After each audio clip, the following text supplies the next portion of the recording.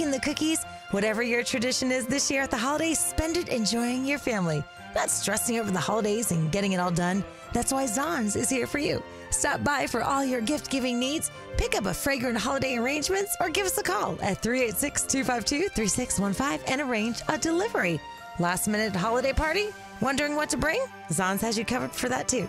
No matter what you're looking for, we have something for everyone. Come visit us today at 140 West International Speedway in Daytona Beach, or give us a call at 386-252-3615. Zons Flowers has been creating holiday memories for over 90 years. Happy holidays from Zons. Shop online at zonsflowers.com. That's ZAHNS flowers.com, or give us a call for delivery at 386-252-3615. Zons Flowers. We're helping Tom Cook Jewelers celebrate 125 years of brilliance. Since their humble beginnings, they have been committed to a higher standard of excellence and service to their customers and to our entire community. Whether it's an exquisite diamond engagement ring, an emerald necklace, or a Swiss timepiece, stop in and see for yourself how a 125-year-old can still be stunning. Join everyone in celebrating 125 years. Tom Cook Jeweler, downtown Daytona Beach. Hi, this is Cheryl Cook, president of Tom Cook Jeweler, and I'm excited to announce the launch of the John Hardy designer line to the Tom Cook Jeweler family. This stunning assortment of jewelry features beautifully handcrafted designs from Bali. Stop by Tom Cook Jeweler to discover the ultimate beauty behind each piece of John Hardy jewelry.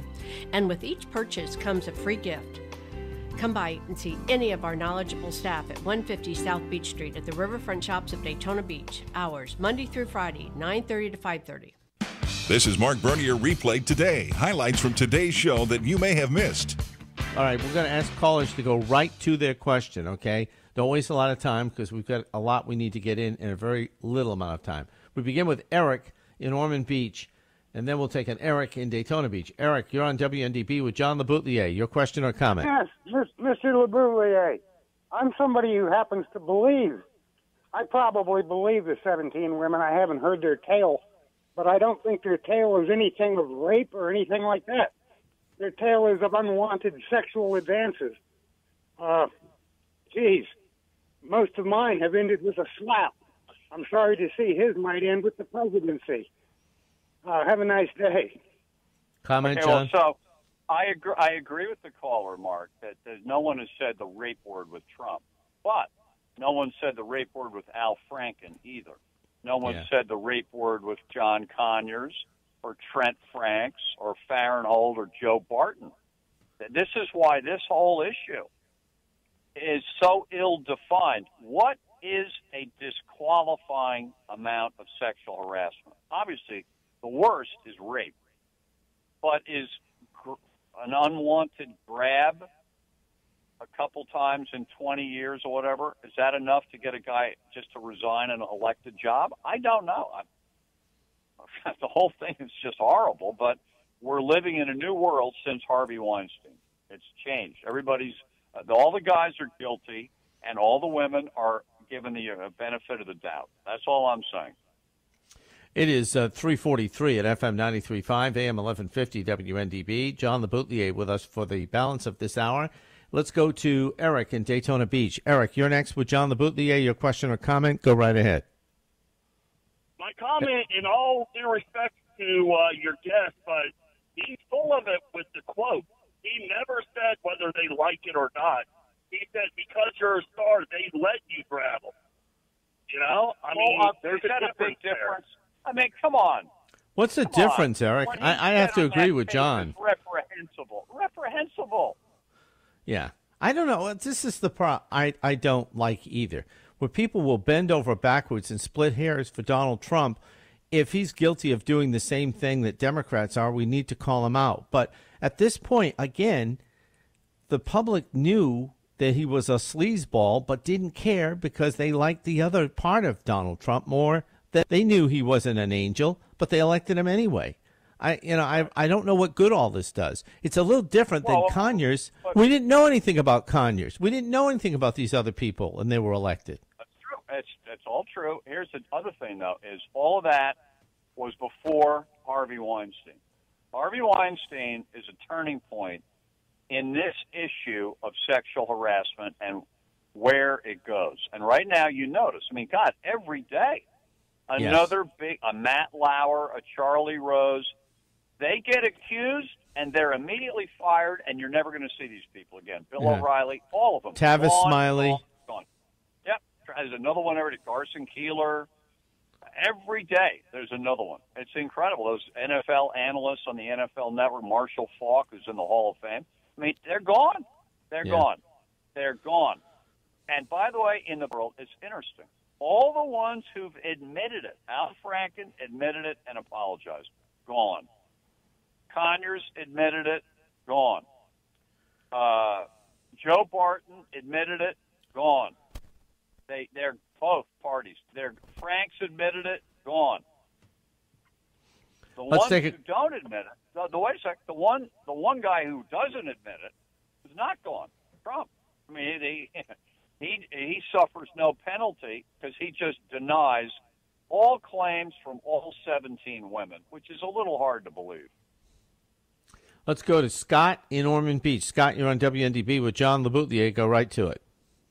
Hey, I think my biggest concern with it is, and I think as a man in a professional environment, is do we not take into consideration that for years until Trump ran for president, nobody ever said anything about it? The same with other people. It's at what time frame do we start asking the women, well, why didn't you say something before now? Even with the Roy Moore stuff, here you have a man who's been through numerous local, state, high-level elections, and nobody's ever said anything until it looks like he's going to win the Senate seat. Even with Trump, here you had a man who was out in the public for years and years and years. Nobody said anything until it looked like he was going to win the presidential election. Now all of a sudden you have 17 women coming forward claiming things. So at what point do we say, you know what? You should have said something a little bit earlier. Even with Tavis Smiley today, I'm glad he's actually fighting it, even though I completely disagree with him politically, just because he's saying what I think a lot of people are thinking, but they don't want to admit, which is just because somebody makes a claim, it needs to be investigated before we hold anybody accountable, especially when they're claiming that something happened 10, 15, 20 years ago. All right, Scott, hold on. What do you think, John? Look, I think all of this is a fuzzy area. But, again, to be factually correct, during the campaign, when Access Hollywood came out, that seemingly, for a short period of time, everyone thought that's the end of Trump. It was early October. Everybody thought this was finishing off Trump. Pence went to the RNC and said, if you want to dump Trump, I'll be the nominee, and we'll pick Condi Rice to run with me. That's how dire it was. It wasn't that. That's when the 17 women came forward after the Access Hollywood tape and said, hey, this guy did what he talked about on tape. He did it to me. Now, also, as I remember this, going back for many years, Trump admitted this stuff. He admitted it on Howard Stern, how he went into the dressing rooms of Miss Universe contestants and checked out the girls and all. All the sick stuff, how he wanted to date Ivanka. Horrible stuff. It's not like it wasn't. Well, wait a minute. He didn't say he wanted to date Ivanka. He made a comment saying that if he wasn't her father or something like that, he was making reference to how attractive his daughter was, but he didn't say he wanted to date her. No, but it was pretty close. You get the wording of it. It was pretty gross. It was kind of lecherous. But his inference was lecherous. But leaving that one out, the one about the going in the dressing room, he admitted it. He said I go in there and I check him out. It's great to look at him. Look, the guy was a playboy here in New York. Everybody knew that. It's not far to go from being a playboy to being a lech and grabbing women, which he admitted to it. Right, but again, everybody knew this coming in. They knew he had that reputation. So what's new? Well, what's new is the world changed in September, October. So now it's an issue? Now it's an issue. Sure, it's an issue now. I think the media says it's an issue. I don't know if the public. I would be curious. You don't think the public? I just gave you a poll. 70% of the American people in a Quinnipiac poll on December 6th, that's 8 days ago, 70% want an investigation of Trump and these women. Now, who's going to do the investigation? I don't know. By the way, I guess before I could be on board with that, what demographic and where did they ask that poll? You know, I mean, maybe it's true. I don't know. I'll give you a different poll. Okay, different poll. The Monmouth poll came out yesterday. Trump's approval rating nationally 32%, but among women it's 24%. So he's crashing among women in this country, and that poll was finished before he did that horrible tweet about Senator Gillibrand coming up to his office for contributions and, in parentheses, she would do anything for them, close parentheses. That has set off another firestorm among women office holders in both parties. For the President of the United States to write something like that is horrible. Horrible. I think Gillibrand has her own agenda anyway, though. Well, hey, guess what? She's a politician. They all have agendas. But yeah. You don't think it's really a bit much for a President of the United States to basically say that a woman senator was willing to have sex for contributions? Because that's what if he said sex and he didn't, so you have to read into it to do that. John, I think that's a stretch. John, that's a stretch. That is a stretch. No, it's not a stretch. The way he writes these things, he's not stretching. He knows exactly what he's doing. He does it. He gets right to the edge. He's very clever about these things. And that thing was intended to incite a firestorm. And anyway, the result is he's only got 24% of women in this country supporting him. You want to know why Roy Moore lost? Look at the way the women voted in Alabama, the most Republican state. Trump got 62% there a year ago. On Tuesday night, his disapproval was 48 approved, 48 disapproved. He's taken a state that he was solidly strong in, or that supported him a year ago, and he's gone down from 62 to 48 because of stuff just like that tweet. He's ticked off half the country, the women of this country. He's ticked them off. For what reason? How does it help? All right. Our phone lines are jammed. Let's see if we can get some of these phone calls. We'll begin with Ryan, then Steve, and John. Ryan, you're on WNDB with John LeBoutelier. Go right to it, please. Hey, thanks for taking my call. I hear all these words from John, clever, gray area, quoting Trump. I don't hear you saying anything about I did not have sexual relations with that woman. It's got nothing to do with the issue, sir. Yes, you do. You're not listening. I'm just curious. You're not listening, sir. You're not listening. Go ahead. I made it very clear that what applied to Clinton has to apply to Trump. That if you're going to believe all those women, and that guy Clinton was a liar of the first degree. He lied into that camera to the American people, and he lied under oath when he was deposed in the Paula Jones case. And he got impeached for lying. Okay, he didn't get removed, but he got impeached for it. Only 2 presidents in our history have been impeached. If you're going to apply that standard to that president, you got to apply the same standard to this president. And he has just lied to you last week when he said he didn't say what he said on Access Hollywood. He's lying about it because we know he said it. He admitted he said it a year ago. The 5 guys, the camera people all on the bus that made the tape for Access Hollywood have all said, of course he said it. We're all there with him laughing when he said it. So what's good for the goose is good for the gander. That's all I'm saying. Don't be a hypocrite. Let's go to Ormond Beach. Steve, you're next with John LeBoutelier. Go ahead, Steve. Hey, Mark. How you doing? Good, Steve. Got a question for the anti-Trumper, never-Trumper Republican here, and that is, would he want to trade in all the deregulation, the hacking of the courts, the Gorsuch nomination, and all the job in the economic recovery snapback we've had for his ideas of moral purity? What do you say, John? Okay, it's a false choice. I'd like both, okay? I'd like something closer to moral purity. I don't think moral impurity has anything to do. We're not hacking the court. That's a bad verb. We won the elections. We won the Senate. They're being put on the court properly. Hacking is from the FDR era, if you know your history, where FDR tried to change the amount of judges that could be on the court so he could put more of his people on there. We're not hacking the court. We're doing the right way of filling judicial openings on the federal court. So that's all great. But I hate to see that question be asked. You're accepting a lower moral standard for a Republican than a Democrat, and I don't like it. I like to think we are more moral and more honest to the American people than Democrats are. Daytona Beach, John, you're on WNDB with John LeBoutelier. Go ahead. Yes, I'd like to comment on, as reference to a previous caller, why a lot of these women didn't come forward for all that time. I would say that they probably did. They probably came forward to their girlfriends, their mother, father, their dog and their cat, or anyone else who would listen.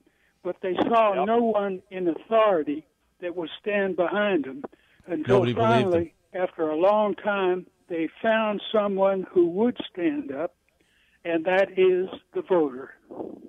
That is 1,000% correct.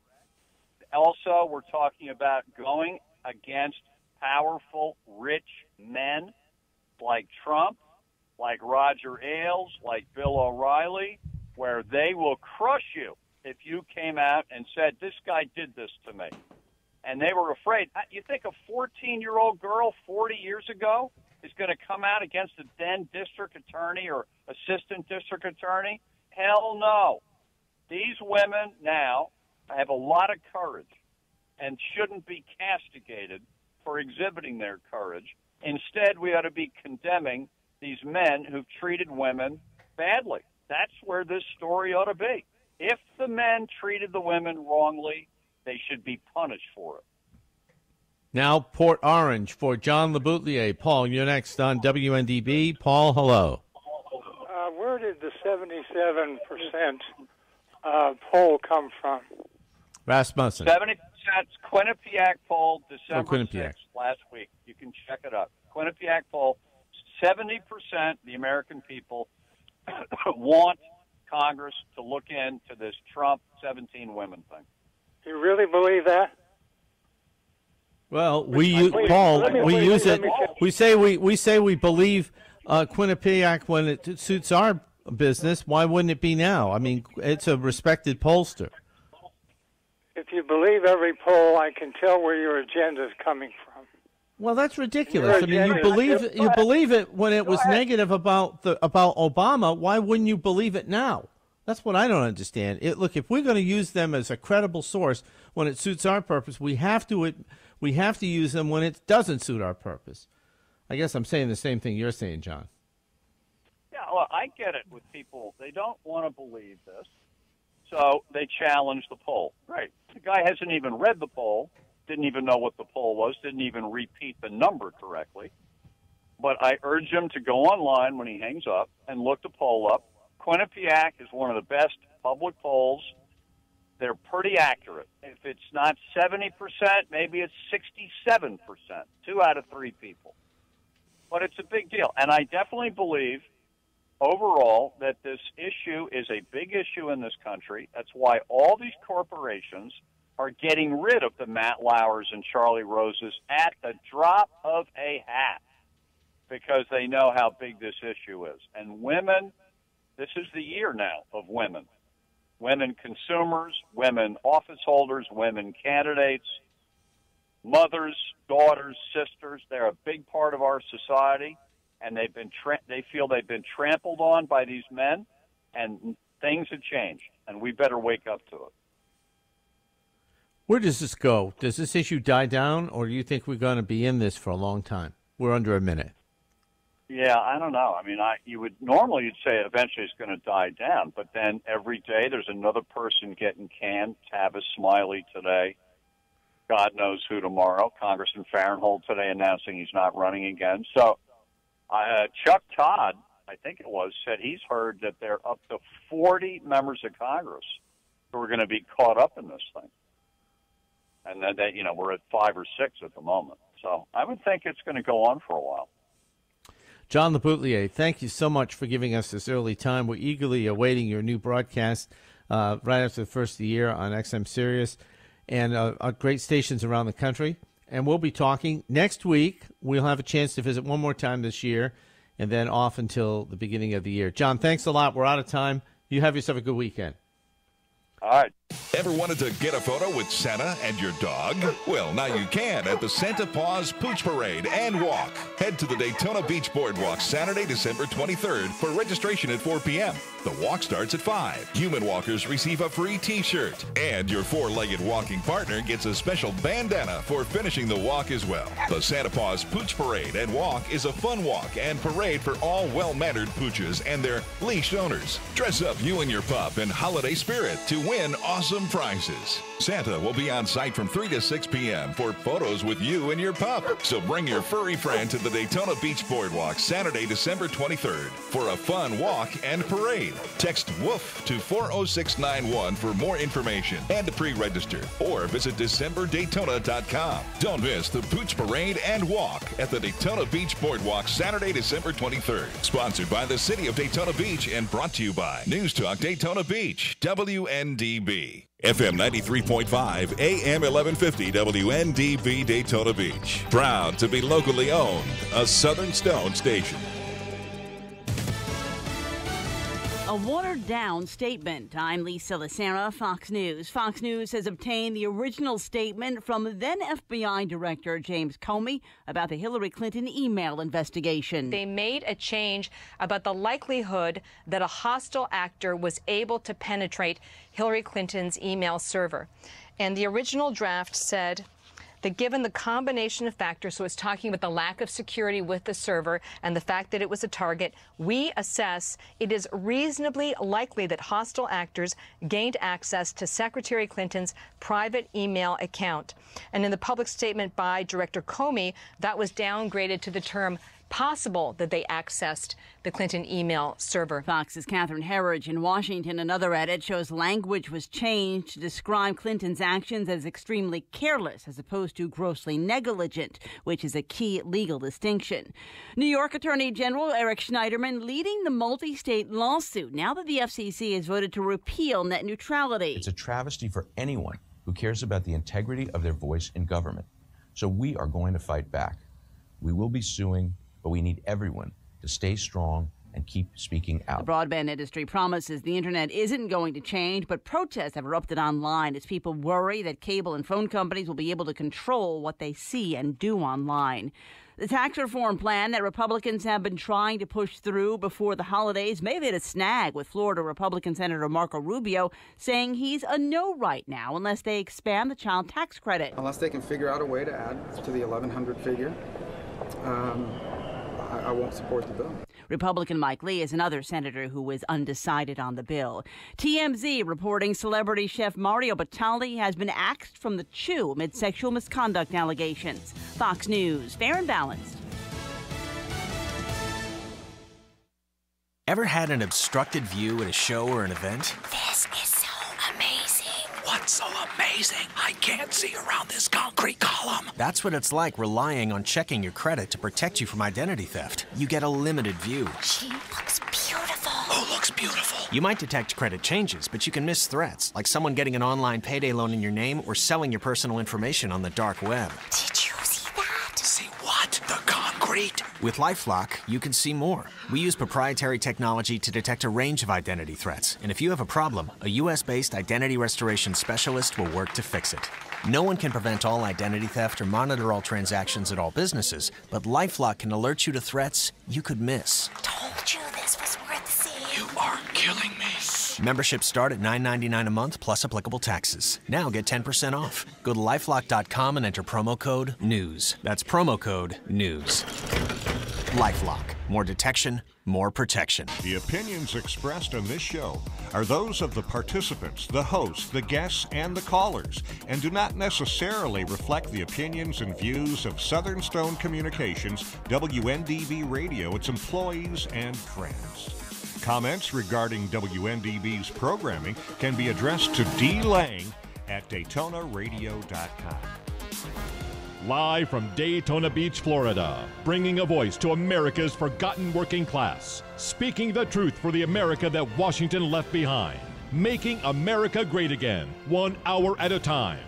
This is Trump Talk Live, where we the people have the right voice. Presented by the Republican Party of Volusia County. Here now are your hosts for this episode, Vic Baker and Joe Fieldus.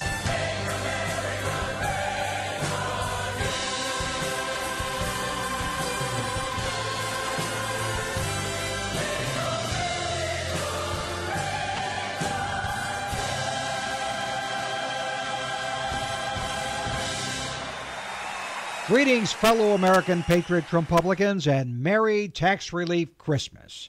Welcome to the Taxpayer Liberation, Regulation Rollback, Strzok Strike Force, Mueller Mess, Capitol Hill Grill, Roy Moore No More, Gillibrand Desperation, Pensacola Power, Chain Migration Terrorism, Jerusalem Rage Fizzle, To the Moon and Beyond, most busted name and news episode of Trump Talk Live, the home of fearless truth-telling about President Donald Trump and his bold mission to put huge tax cuts into Santa's sack and move his America First agenda forward, while Chuck Schumer, Fancy Nancy, and the Democrats get huge lumps of coal, solid American coal, in their Scroogey Christmas stockings.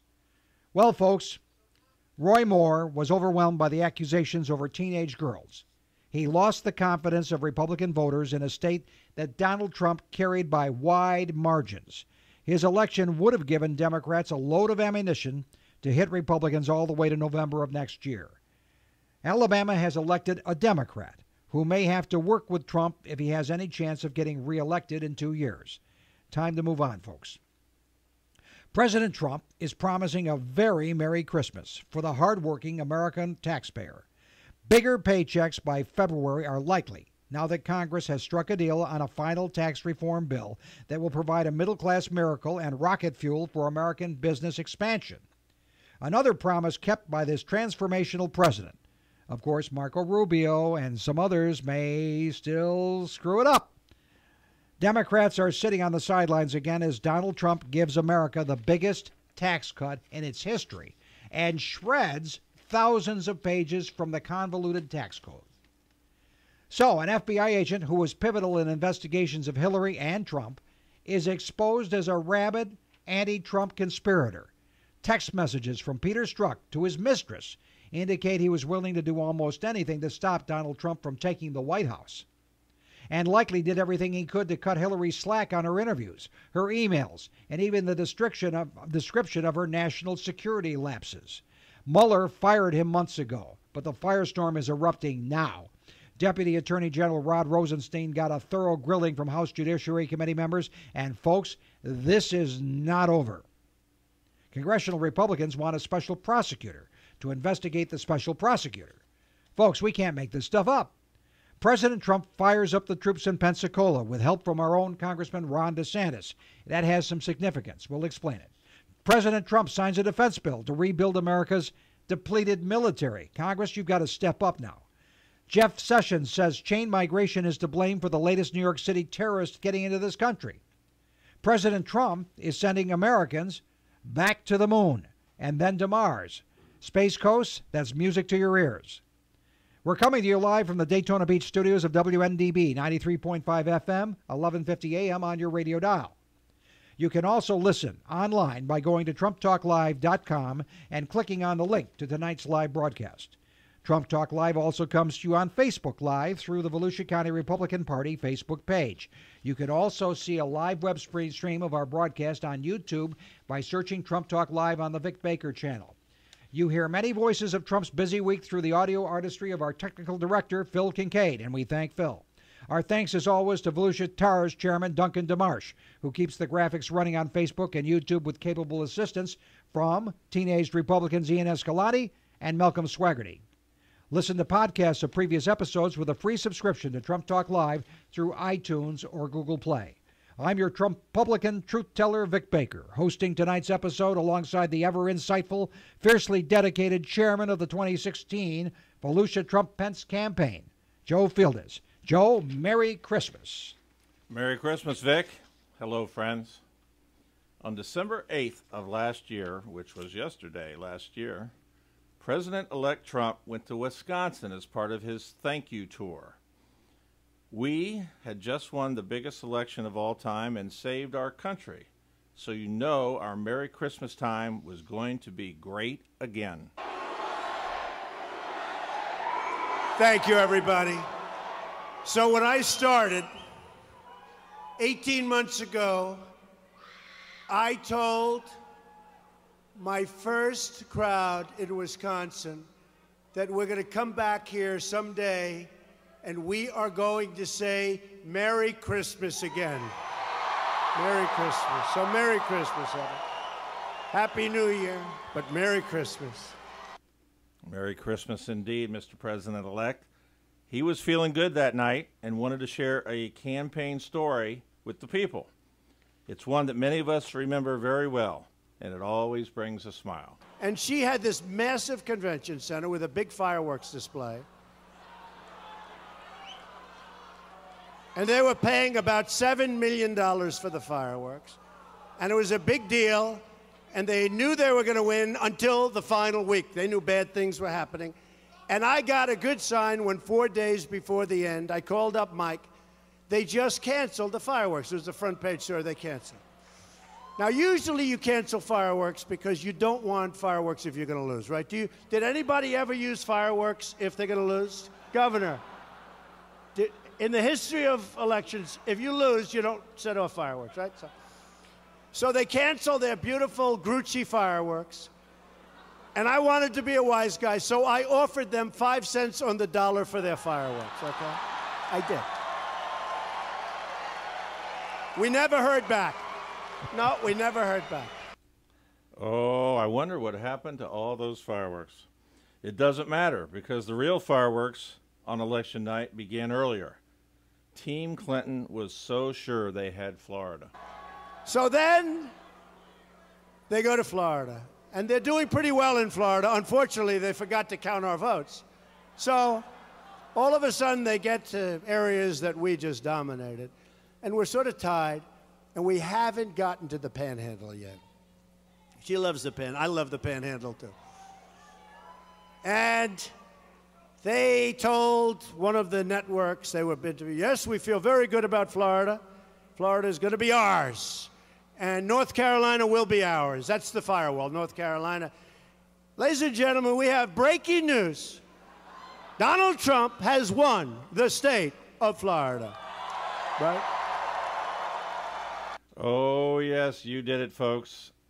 Now, Hillary actually tried hard to win Florida. She even had a couple of rallies where maybe a couple hundred people showed up. But she had no crowds at all in Wisconsin, which was considered in the bag by the Clinton team to the extent that Hillary never once visited Wisconsin. They fatally underestimated how many deplorable voters lived there. So now we win all these states, and they're holding Pennsylvania. Ladies and gentlemen, Donald Trump has won the state of Wisconsin.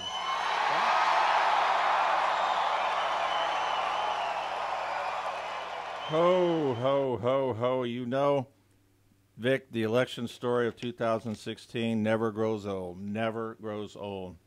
And coming up, we're going to talk about President Trump's latest Christmas rally in Pensacola, which was another high-energy celebration full of good news. So Merry Christmas to us all. God bless us, everyone. Vic, let's roll. Thank you, Joe. Okay. President Trump today. Actually, it was yesterday. He was with families and taxpayers. And today, actually, he said this. Oh, that was actually yesterday he said this. Bigger paychecks, everybody, by February. How's that for a Christmas present? Let's hear what the president had to say about our paychecks. If Congress sends me a bill before Christmas, the IRS, this is just out, this is breaking news, has just confirmed that Americans will see lower taxes and bigger paychecks beginning in February, just 2 short months from now. How's that, folks? Okay. Now, he talked about tax release. You know, he talked about this as a candidate, of course, and he met with some taxpayers at the White House yesterday, and the White House is all decked for Christmas, and we go with Trump first, okay? Here's what he said about what he promised to do. As a candidate, I promised we would pass a massive tax cut for the everyday working American families who are the backbone and the heartbeat of our country. Now we're just days away, I hope, you know what that means, right? From keeping that promise and delivering a truly amazing victory for American families. We want to give you, the American people, a giant tax cut for Christmas. And when I say giant, I mean giant. Thank you, Mr. President. Okay, he introduced Bryant and Ashley Glick of Lancaster, Pennsylvania. Bryant sells farm implements, and she works in healthcare. And they stepped up to the podium, and they explained what this is going to do for them in Cut 4. Well done. Many of your predecessors promised that this reform was coming, but you did it. We are greatly excited about this. With the tax savings that we are going to see, we are going to put that money into home renovations. And I'm excited that you were the one that got it over the finish line. Yeah, and then he introduced Isaac and Emily Howard of Washington State. They're the parents of 5 children. They make a little more than $24,000 for their entire family. They feed their kids on that.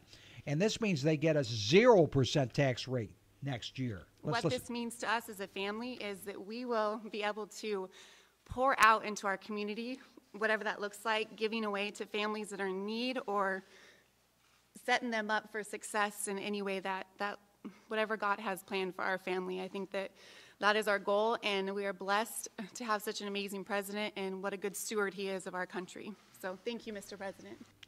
Thank you, Mr. President. And President Trump, what are we doing with this tax cut? Let's listen. We're reclaiming our destiny as Americans, a nation that thinks big, dreams bigger, and always reaches for the stars.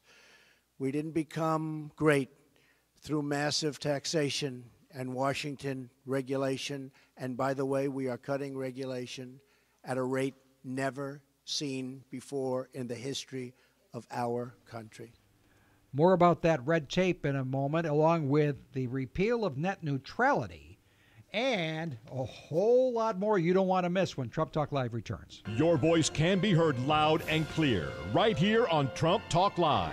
Our local number is 239-0033. You can call us toll-free from anywhere in the USA at 800-927-0033. Stay with us for more fearless truth-telling on Trump Talk Live, making America great again.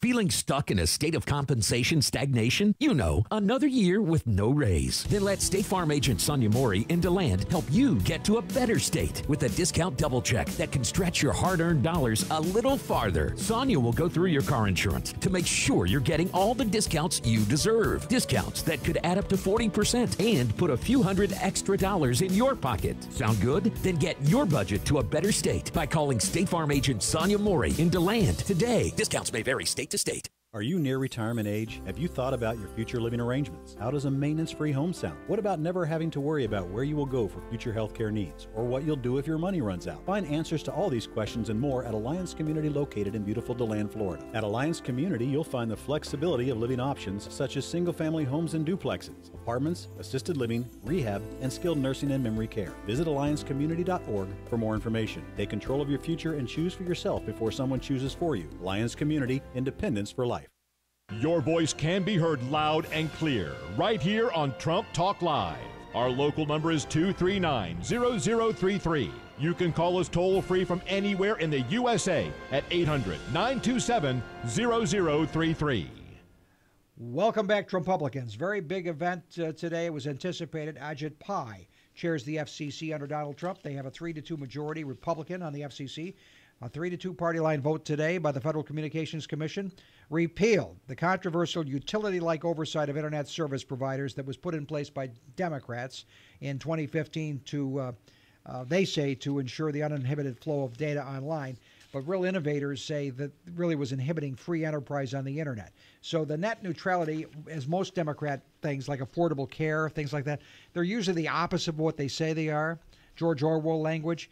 This will free the regulators, the Internet providers, that is, to charge different levels for faster service to different people, and it will also lead to billions of dollars of investment in faster internet for everybody. So it's going to benefit everybody in the long run. So despite the fact that they had a bomb threat at the FCC and they laid flowers in front of the FCC in memory of the neutral net, it's not neutrality. It's more government intrusion into the freest enterprise, free enterprise engine of growth that's ever been created, the internet. Vic, we just took a big step away from the Chinese version of the internet. Correct. And that's the way the Chinese, they were going to be able to choke things with regulation and perhaps even impinge on free expression and political expression.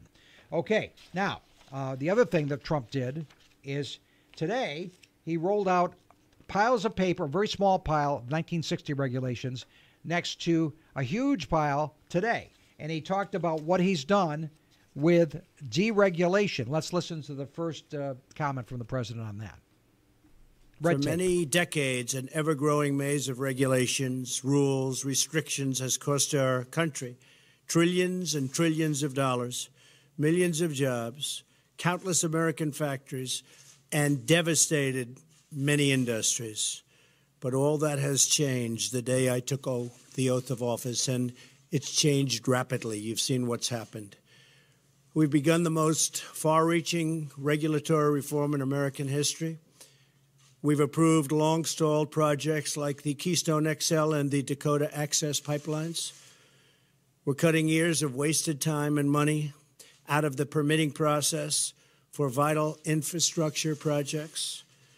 We're scraping and really doing a job and getting rid of the job-killing regulations that threatened our auto workers and have devastated their jobs over the years, but they're all moving back. They're moving back into our country. Those companies are coming back, and they're coming back fast. We're lifting restrictions on American energy, and we've ended the war on coal. We have clean coal, beautiful clean coal. Clean coal, and a lump of coal for Chuck Schumer. Okay. Next comment about how many regulations, Mr. President, have you gotten rid of?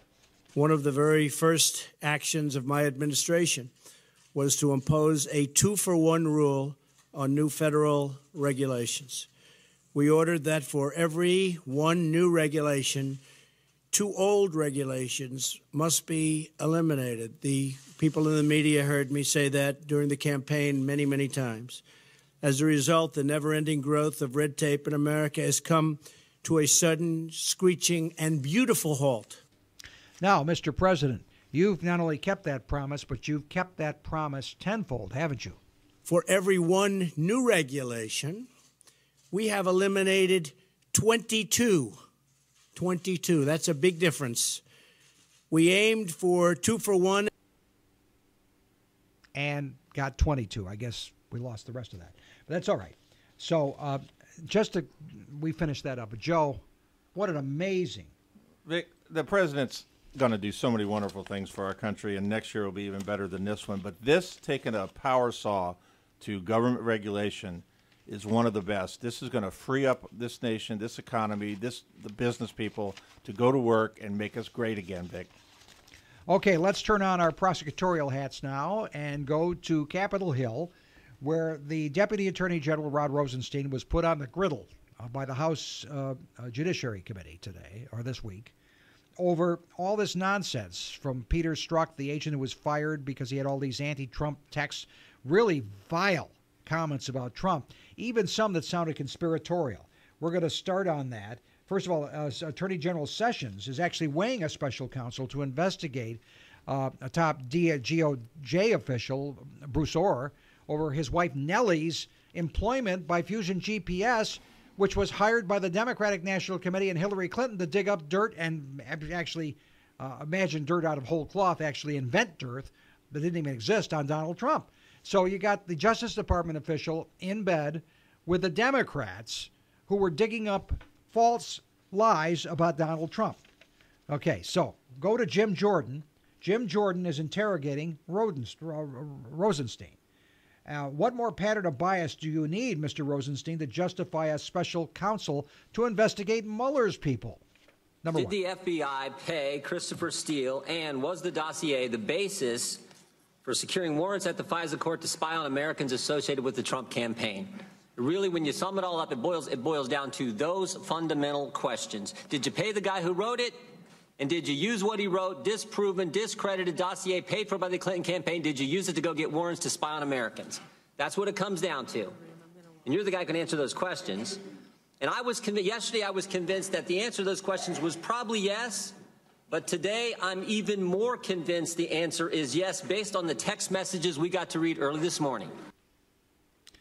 Okay, that was all Jim Jordan. You didn't hear from Rosenstein. Now, text from Peter Strzok, the rabidly anti-Trump, pro-Hillary FBI agent. He wanted to know more about that. Let's focus on that now. But I want to focus on one in particular. One in particular.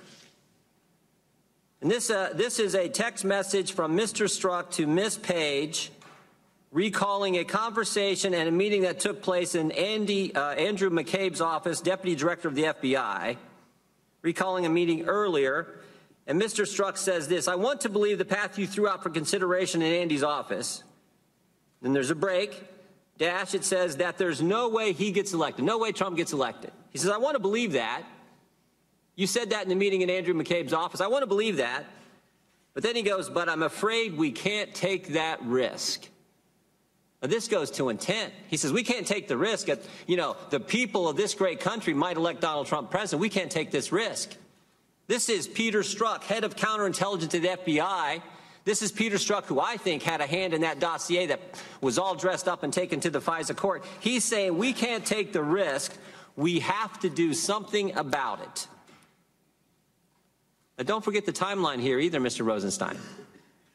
Peter Strzok, January 10th, he's the guy who changes the exoneration letter from gross negligence, criminal standard, to extreme carelessness. July 2nd, he's the guy who sets in on the Clinton interview. July 5th, 2016, that's when Comey has the press conference and says, we're not going to prosecute. Clinton's okay, we're not going to prosecute. And then August 2016, we have this text message. The same month that the Russian investigation is opened at the FBI, August 2016. And my guess is that's the same month that the application was taken to the FISA court to get the warrants to spy on Americans. Using this dossier that the Clinton campaign paid for, Democrats paid for, fake news, all dressed up, taken to the court. So I got really just a couple basic questions. Because it seems to me if the answer to any of those two questions, if the answer is yes, if you guys paid Christopher Steele at the same time the Democrats in the Clinton campaign were paying, or if you took the dossier, dressed it all up, took it to the FISA court, and used that as the basis to get warrants, and now we have intent in this text message saying that there's another text message. My colleague referenced it earlier, where Mr. Strzok says, I can protect our country at many levels. Says it with all the humility he could muster. I can protect our country at many levels. This guy thought he was Super Agent James Bond at the FBI. This is obvious. I'm afraid we can't take that risk. There's no way we can let the American people make Donald Trump the next president. I got to protect our country. This is unbelievable. And I'm here to tell you, Mr. Rosenstein, I think the public trust in this whole thing is gone. You can say that again. Wow, Vic. Holy smoke. Now, you got to listen. Andrew McCabe, by the way, Trey Gowdy said today, Andrew McCabe will be history by next week. He's going to be fired as deputy FBI. How could he not be? This is unbelievable. Yeah, they're going to have to jettison him. Now, because he didn't show up for his testimony, they rescheduled to next week. Before he testifies, he'll be an ex-FBI employee. Now, what are you going to do to get a special counsel, a second special counsel appointed, Mr. Rosenstein? That's what Jim Jordan wants to know. You're the guy in charge. You're the guy who picked Mueller. You're the guy who wrote the memo saying why he needed to fire Comey. You're the guy in charge. You could disband the Mueller special prosecutor, and you can do what we've all called for. Appoint a second special counsel to look into this, to look into Peter Strzok, Bruce Ohr, everything else we've learned in the last several weeks. Yes, Congressman, and I can assure you that I consider it very important to make sure the thorough review is done, and our Inspector General is doing a thorough review. That's how we found those text messages as part of that review. You've given that answer like 15 times. Let me ask you this. Are you concerned? I mean, this is what a lot of Americans are believing right now, and I certainly do, that the Comey FBI and the Obama Justice Department worked with one campaign to go after the other campaign. That's what everything points to. Think about what we've learned in the last several weeks. We first learned they paid for the dossier. Then we learn about Peter Strzok, and last week we learned about Bruce Orr and his wife, Nellie. I mean, this is unbelievable. So what's it going to take to get a second special counsel to answer these questions and find out, was Peter Strzok really up to what I think he was? I think it's important to understand, Congressman, we have an inspector general who has 500 employees and a $100 million budget. And this is what he does. He investigates allegations of misconduct involving department employees. That review that he is conducting is what turned up those text messages. It will also involve interviews of those persons and of other witnesses. And we're looking forward to his report, and we've met with Mr. Horowitz, and we're anxiously awaiting that report. But that doesn't dismiss the fact that the country thinks we need a second special counsel. 20 members of this committee, the Judiciary Committee with primary jurisdiction over the Justice Department, thinks we need a second special counsel. All kinds of senators think we need a special counsel. What fact pattern do you have to have? What kind of text message do you have to see before you say it's time for a second special counsel? I want to assure you, Congressman, as I think the Attorney General explained, we take very seriously the concerns of 20 members of this committee or one member of this committee, but we have a responsibility to make an independent determination, and we will. Okay, let's go on to Louis Gohmert. Love Louis Gohmert out of Texas. He was a little more gentle, but he was asking some very pertinent questions. He says to Rosenstein, is it illegal to leak an FBI memo that you wrote? As Comey did, of course, with his memo about conversations with Trump. Let's listen to that question. If an FBI employee goes into a meeting as part of his job, in furtherance of his job, someone in the government, and he comes out and he makes a memo memorializing the meeting, perhaps in the future, past memory refreshed, is that memo DOJ property? Generally, Congressman, I would think that it would be. It might depend on what's in the memo, what the subject matter is, but generally the answer would be yes. Well, in the FBI employment agreement, there's a statement that says that, and this is the person agreeing to work for the FBI, all information acquired by me in connection with my official duties with the FBI and all official material to which I have access remain the property of the United States of America.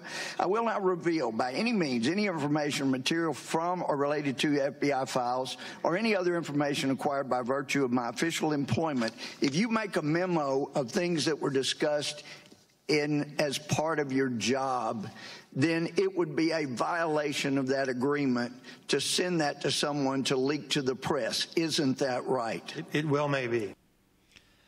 Rod Rosenstein. We've run out of time, Joe. We're going to have to go to the break. Comey, just to remind everybody, testified he did all of those things. He testified under oath that he did them. Yes, he confessed to a federal crime under oath. Yes. Where's the prosecution there? Indeed. More Trump Talk Live with more of this in a moment. Your voice can be heard loud and clear right here on Trump Talk Live. Our local number is 239-0033. You can call us toll-free from anywhere in the USA at 800-927-0033. Stay with us for information you'll never get from the left-wing media right here on Trump Talk Live, where the deplorables are ignored no more. Start your new year off right at the New Year's Day Flamingo 5K Beach Run, Monday, January 1st at the Flagler Avenue Beach Approach in New Smyrna Beach. This chip-timed race starts at 9 a.m. with registration at 8 a.m., featuring multiple age and gender award medals and plaques, plus costume prizes for the best flamingo-themed runners. The first 400 participants receive a T-shirt and a key that may unlock one of 10 beach cruiser bicycles. If you have the right key, you keep the bike. Join us for our post-race party at Flagler Tavern. And don't miss out on all the awesome New Year's prizes. Walk-ups are welcome. It's all part of First Day at the Beach in New Smyrna Beach. For race information and to pre-register, text Flamingo to 40691. That's Flamingo to 40691. Text rates apply. Sponsored by the New Smyrna Beach Visitors Center, Metro PCS, New Smyrna Beach Chevy, and brought to you by News Talk Daytona Beach, WNDB. Your voice can be heard loud and clear right here on Trump Talk Live.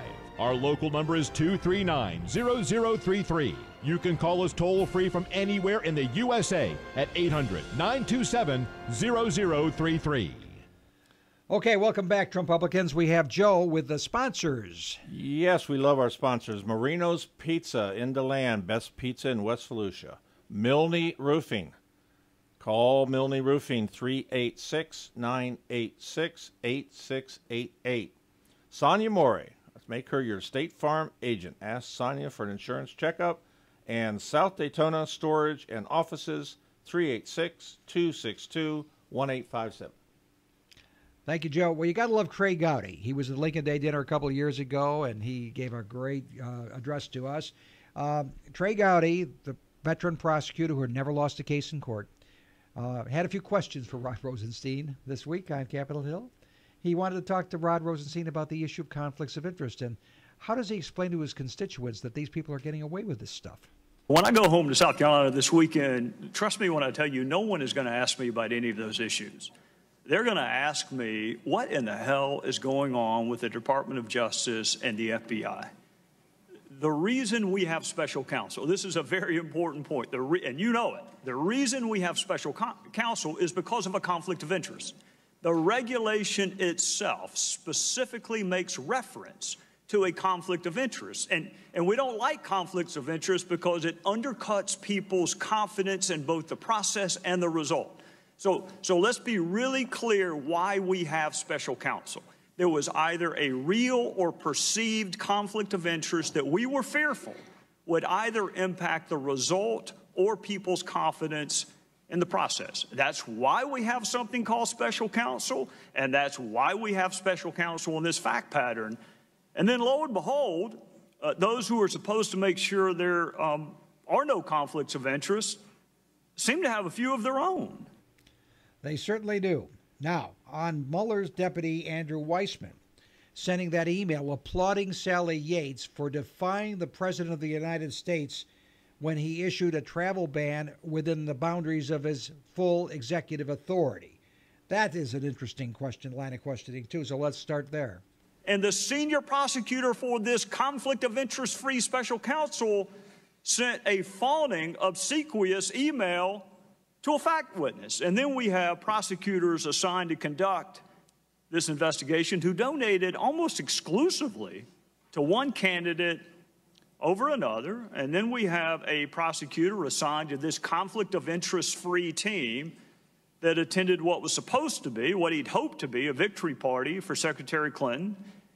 And we have a senior DOJ official, Mr. Deputy Attorney General, with an office that used to be 2 doors down from yours, meeting with Fusion GPS. And Fusion GPS, of course, was paying for Russian dirt on the very person that they're supposed to be objectively investigating.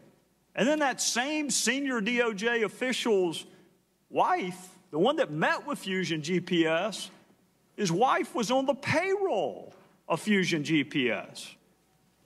And then we have a senior agent assigned to investigate Secretary Clinton's email, help draft the exoneration letter where we changed the language from grossly negligent to extremely careless, interviewed Secretary Clinton in an interview I've never seen, and I doubt you have either in your career as a prosecutor, interviewed Michael Flynn, was actively involved in the investigation into the Trump campaign before the Inspector General found his text. So this agent, in the middle of almost everything related to Secretary Clinton and President Trump, sent pro-Clinton texts, anti-Trump texts to his paramour in response to being told maybe he is where he is to protect the country from that menace, Donald Trump. He said, I can protect our country at many levels. And then he said Hillary Clinton should win 100 million to nothing. Now think about that, Mr. Deputy Attorney General. That's a pretty overwhelming victory. 100 million to 0. And when I read that last night, what I thought was this conflict of interest free senior agent of the FBI can't think of a single solitary American who would vote for Donald Trump. That's where the 0 comes in. Not a single solitary American he can imagine would vote for Donald Trump. This is the conflict of interest free special agent assigned. And then he went on, if that weren't enough, to belittle Trump supporters by saying he could smell them at a Walmart in Virginia. Now, he referred to the Associate Deputy Attorney General Bruce Ohr, whose wife Nell was on the payroll of Fusion GPS and who, is tied in with conflicts of interest up to his ears.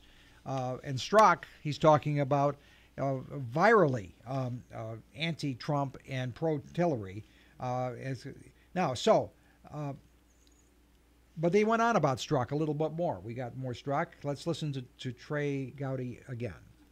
But he wasn't content to just disparage Donald Trump. He had to disparage Donald Trump's family. This is what he said, Mr. Deputy Attorney General. He said, the douchebags are about to come out. He's talking about our First Lady and children, this conflict of interest-free special agent of the FBI.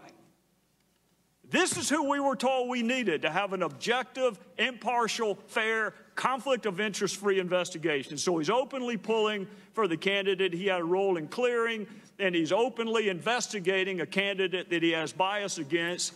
And then if that's not enough, he says Trump is an effing idiot. What the F just happened to our country? This is the same man that said he would save our country. What happens when people who are supposed to cure the conflict of interest have even greater conflicts of interest than those they replace? Yeah, what indeed does that mean? It's unbelievable, Vic. So Rosenstein finally got to respond, and here's his weak reply. Mr. Strzok was already working on the investigation when the special counsel was appointed. The appointment that I made was of Robert Mueller. So what I'd recommend that you tell your constituents is that Robert Mueller and Rod Rosenstein and Chris Wray are accountable, and that we will ensure that no bias is reflected in any of the actions taken by the special counsel or in any matter within the jurisdiction of the Department of Justice. When we have evidence of any inappropriate conduct, we're going to take action on it. And that's what Mr. Mueller did here. As soon as he learned about this issue, he took action.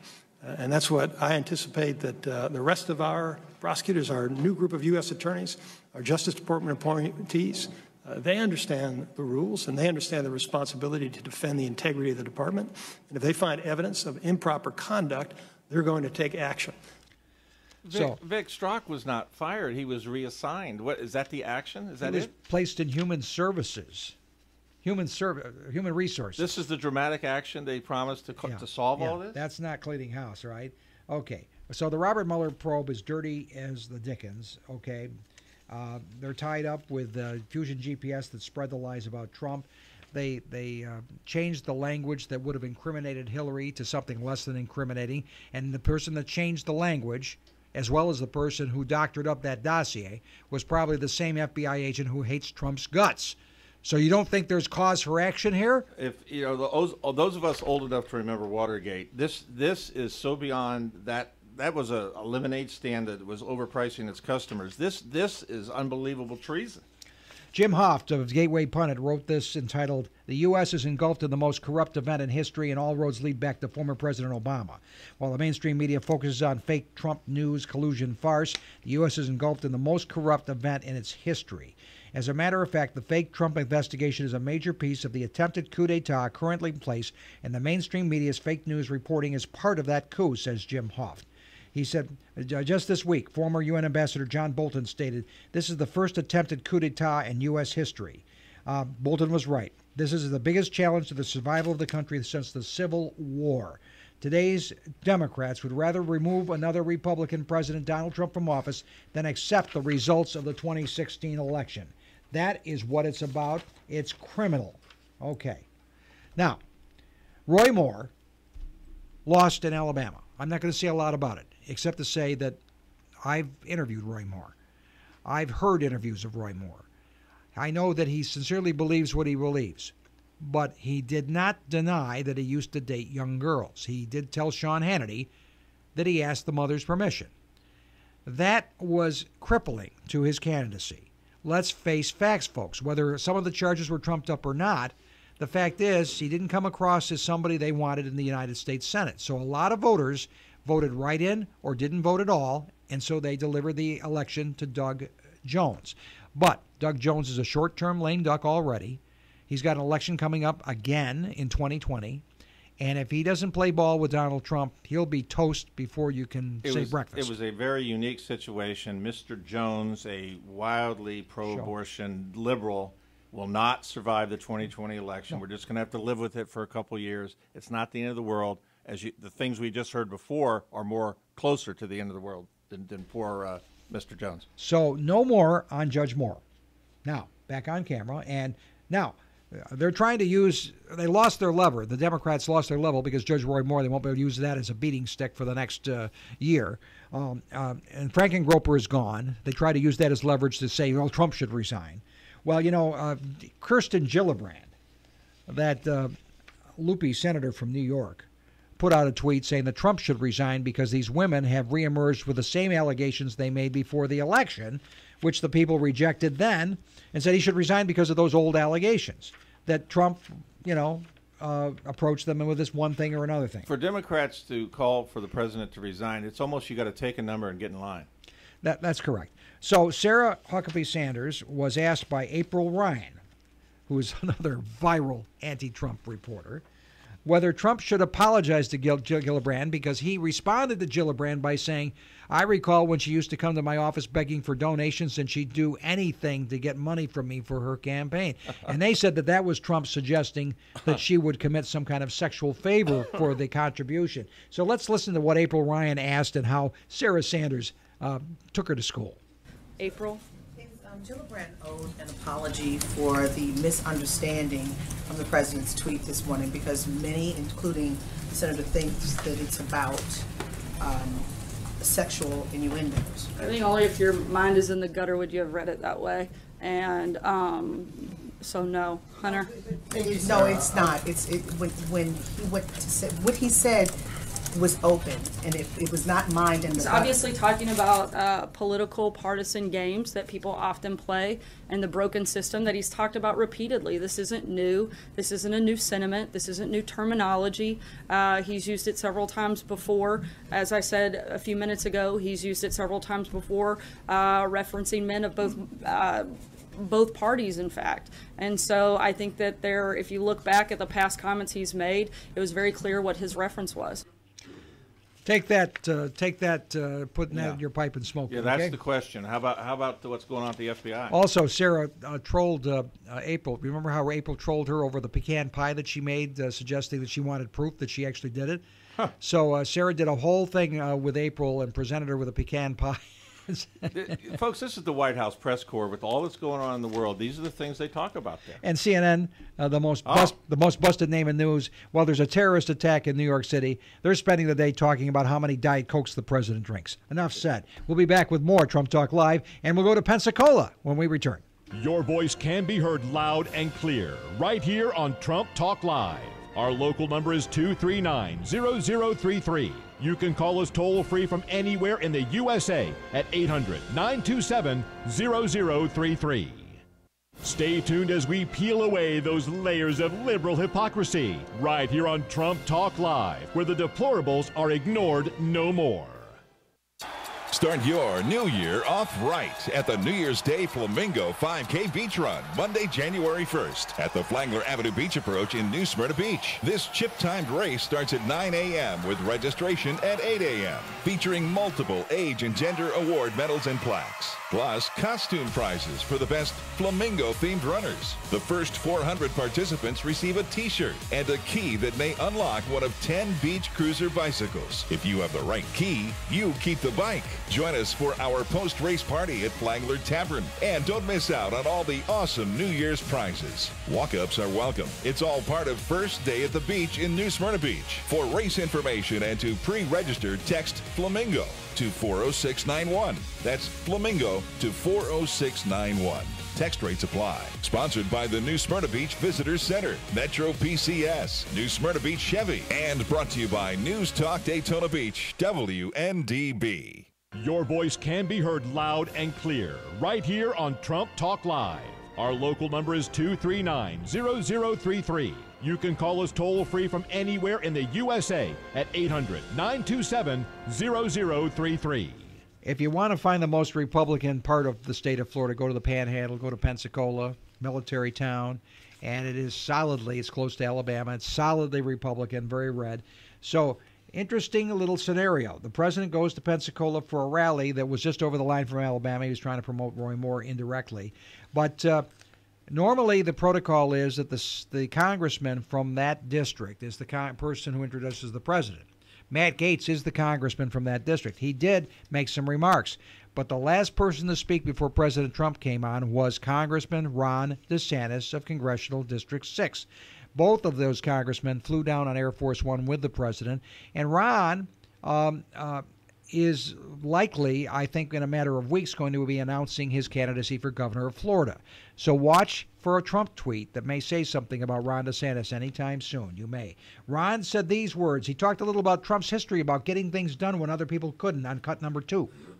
I'm glad you all came out for the president, and you see a lot of the stuff on cable news, what you read, but I just wanted to say a little bit about what it's like working with him personally, because you don't always get to see that with a lot of fake news and a lot of the things that's out there. But this guy is working his tail off for you guys and for the American people. He's on this tour in Asia. He's visiting, I don't know how many countries he's visiting, different time zones. And I go to bed one night and it says, Trump will be back in America soon. I wake up the next morning, he calls me, oh, Ron, how's things going? What do we need? And I'm like, don't you ever sleep? And the guy's got incredible stamina because he realizes how important this is for our country. When you think about what the president did before he became president, everyone knows The Apprentice and everyone knows the big buildings and all the money, but some of the things he did, I think, has an analog to what he's doing for our country. There was an ice skating rink in New York City. They spent $13 million, 6 years, and they couldn't get the thing to work. So what did they do? They called in Donald Trump, and he did it in 3.5 months ahead of schedule and under budget. And that's not all. Let's take the story from the Bronx, Congressman. There was a plot of land in the Bronx that Bloomberg couldn't do anything with, so they brought in Donald Trump. He brings in Jack Nicklaus, and they build a championship golf course right in New York City. Not easy thing to do, but he did it. And if you look in Washington, one of the places where a lot of people want to go now is the Trump Hotel. But that used to be an old rundown. They called it the old post office. The building was dilapidated. He came in, took it over. It's one of the best hotels I've ever been in. I don't have enough money to stay there, but I have gone there and seen it, and it is very, very nice. But okay. And he's keeping a long list of promises, says the congressman. I think there's an analogy to what he's done then to what he's doing now. People couldn't get the job done, so they brought in Trump. Well, other presidents have promised, for example, to recognize Jerusalem as Israel's capital.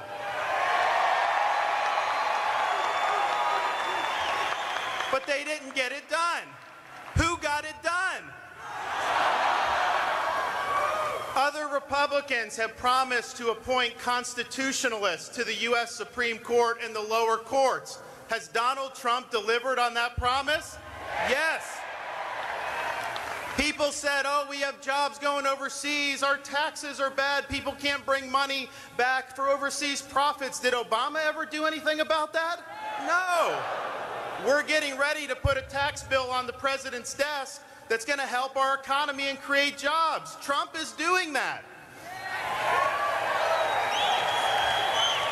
What happened when Obama was president with the rise of ISIS? They became very strong. They created a caliphate. What's happened since Donald Trump has become president? ISIS is losing ground. They're on the run, and we're on the march.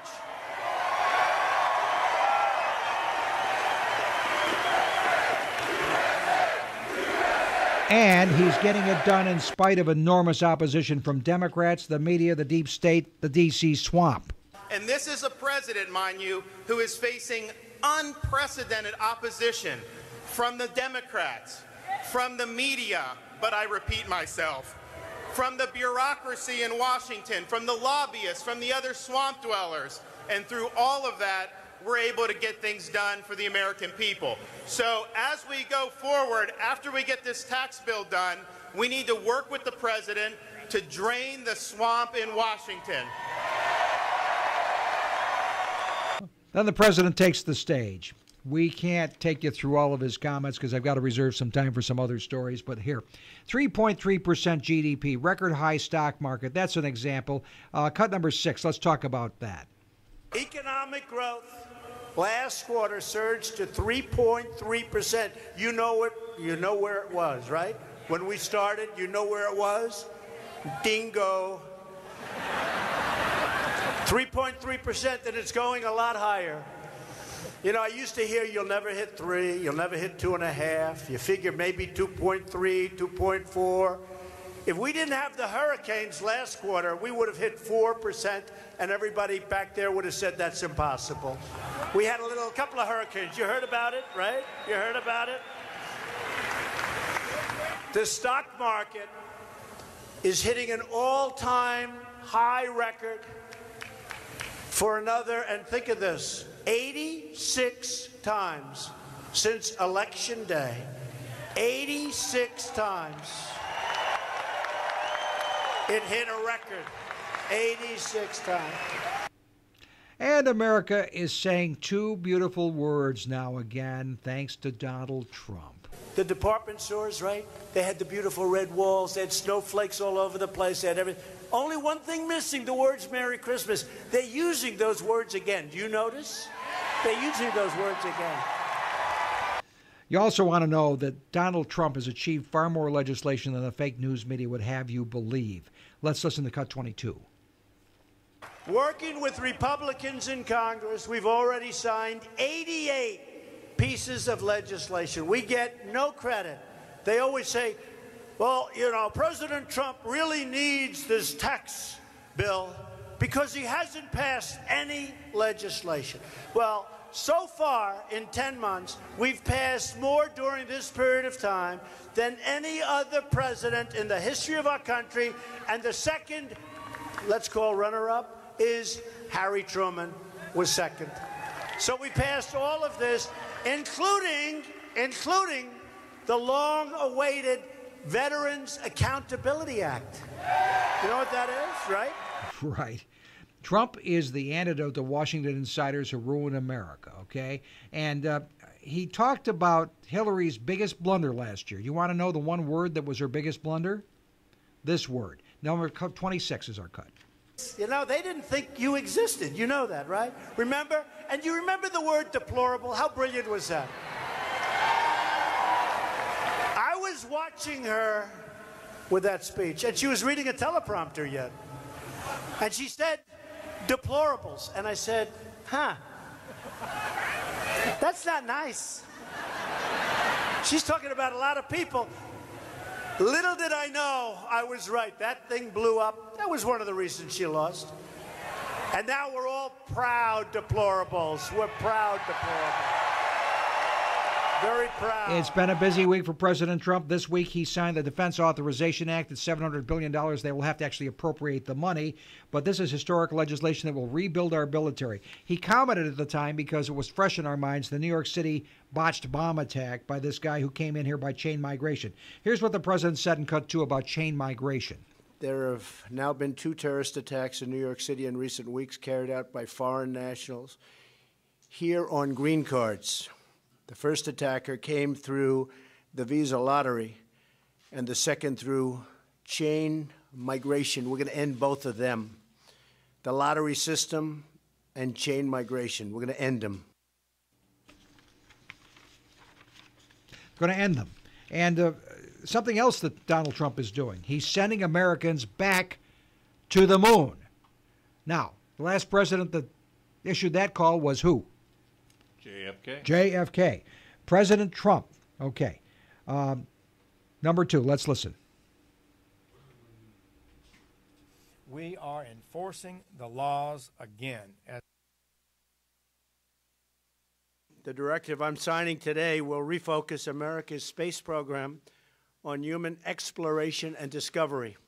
It marks an important step in returning American astronauts to the moon for the first time since 1972 for long-term exploration and use. This time, we will not only plant our flag and leave our footprint, we will establish a foundation for an eventual mission to Mars and perhaps someday to many worlds beyond.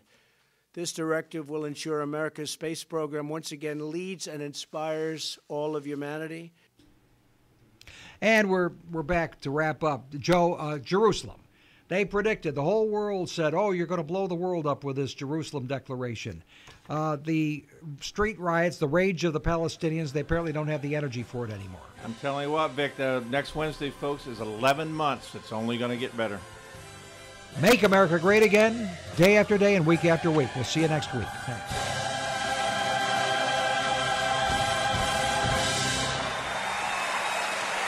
Feeling stuck in a state of compensation stagnation? You know, another year with no raise. Then let State Farm agent Sonia Mori in DeLand help you get to a better state with a discount double check that can stretch your hard-earned dollars a little farther. Sonia will go through your car insurance to make sure you're getting all the discounts you deserve. Discounts that could add up to 40% and put a few $100 extra in your pocket. Sound good? Then get your budget to a better state by calling State Farm agent Sonia Mori in DeLand today. Discounts may vary state to state. You've been listening to Trump Talk Live, making America great again, 1 hour at a time. Follow us at Volusia County Republican Party on Facebook or go to our website, TrumpTalkLive.com for updates. Join your Trump-Publican hosts, Vic Baker and Tony Ledbetter, for another fearless edition of Trump Talk Live next Thursday at 7 p.m. right here on WNDB 1150 AM and 93.5 FM. Trump Talk Live is presented each week by the Republican Party of Volusia County, where we the people have the right voice when it comes to defending America's founding values. In God we trust, in America we believe. The Republican Executive Committee of Volusia County is responsible for the content of this advertising. FM 93.5, AM 1150 WNDB Daytona Beach. Proud to be locally owned, a Southern Stone station. Changes made to the FBI report. I'm Lisa